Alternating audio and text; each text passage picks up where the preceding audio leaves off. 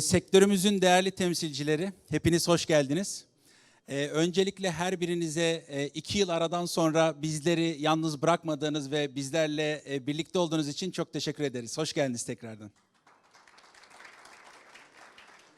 Bu alkış önemli bir şeymiş. Arada ihtiyacı oluyor, onu öyle tamamlıyoruz. Öbür türlü boşluk olacak, ihmal etmeyin arada. Yani bu işe de yarıyor alkış. Çok teşekkür ediyorum. Ben ilk konuşmamı çok kısa tutacağım.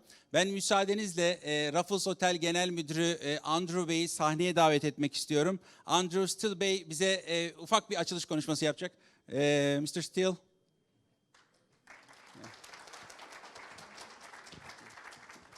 Thank you, Erhan.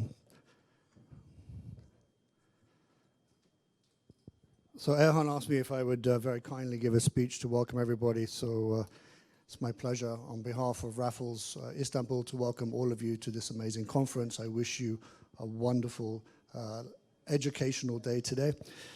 When I asked what it's about, they said your revenue management, etc. And I look at a gentleman of my vintage.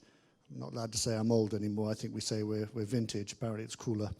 30 years ago when I started in this business, revenue management was unheard of. It was something that was being done in the airline industry, and as hoteliers, we're usually quite slow to adapt. So we started to try and understand and learn from the airline industry, how do we yield our business and how do we grow our businesses better. I feel today that we've made this transitional steps over the last decade. I know when I started doing revenue management was probably in the mid-90s with a gentleman called Mohammed Mansouri, who was the Senior Vice President of Finance for Meridian Hotels Worldwide. And we sat together in a think tank, and he said to me, Andrew, how do I get you hoteliers to understand that you've got to forecast? I said, oh, that's a very difficult story. We're mostly about F&B and rooms and those things, and the finance is sort of the dark arts. It's sort of secret business we don't understand, and we're quite happy not to understand. And I think that's changed. I think today, to be a professional hotelier, you need actually to have a far better financial acumen than you need to understand anything else. The nature of our business has changed and consistently shifts. When I sat with Mohammed at that time, we sat back and we went through this think tank, and I said, okay, how do we create a program that we can teach hoteliers finance? We can teach them in a way that they can understand how can they forecast not only revenue, and I think this has been the controversial shift. We came very focused on understanding room revenue, but we sort of left all of the other revenue behind. So we didn't focus on banqueting revenue and F&B revenue, MOD revenue, spa revenue, and all the other revenue opportunities we have within our business. When we started to understand that we were only looking at half of our business, it's obviously not very good for our business. So I think the controversial shift that we had at that time was to bring in all of our revenue streams, bring in our management teams and teach them how to finance, how to forecast, even how to read a P&L, to be honest. So once we got to that stage, we realized that we had to understand expenditure and forecast expenditure. So we're able to understand, are we able to achieve return to owners? Are we able to achieve bottom line results? And it was quite scary at the time for me as a young GM to come into new hotels, come into new products, and then sit with the team and understand that their understanding of the bottom line was a P&L 10 days to 2 weeks after the fact. And you sat there and said, okay, this is the result, and it was a regurgitation of result. And I said, well, hang on a second, that's not management. We have to understand how do we look forward, not how we're looking backwards at historical data.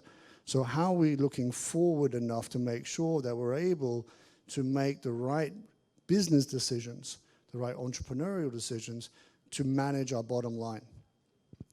So through that process, we ended up creating a program called Trophy, which we use here at Raffles as well. And it gives our teams the operational aspirations that they can learn and understand how to forecast expenditure, not only revenue. By understanding that, we look at the forecast up to 12 months in advance. And that revolves on a weekly basis. So by doing that, it gives us the opportunity to have enough runway that we can analyze data far enough in advance to have the right protocols, the right understandings to change what we do. I think that's really the key for me as a modern hotelier, is that we have to have this ability to be nimble. As I call my team, we have to have nimbility. You've got to have the ability to make decisions very quickly, because our markets, and I'm new to Turkey, it's quite volatile.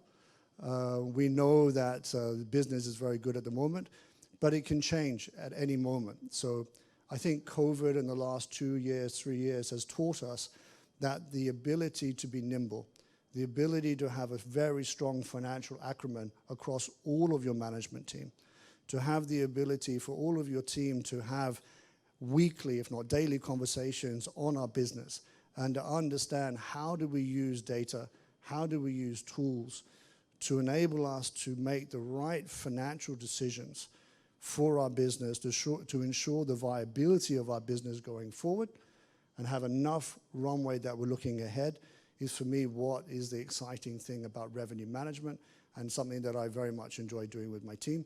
You have Marissa talking with you today. I'm sure you can pick her brain about this during the coffee breaks. I wish you a wonderful day.